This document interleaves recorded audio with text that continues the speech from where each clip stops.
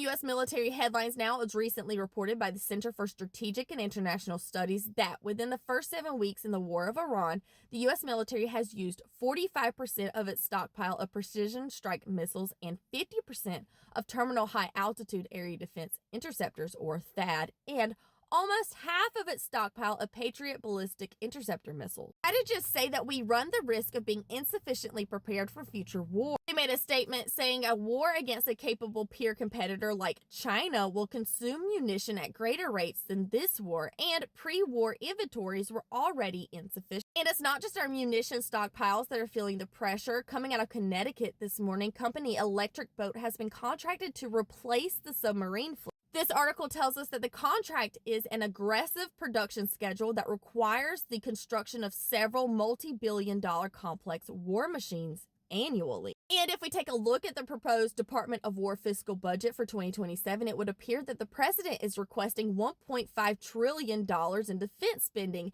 to unleash the American arsenal of freedom. This would be a 42% increase from the current fund. Pete Hegseth's statement from the press release reads as follows: previous administrations underinvested in our military while enemies grew stronger and more dangerous.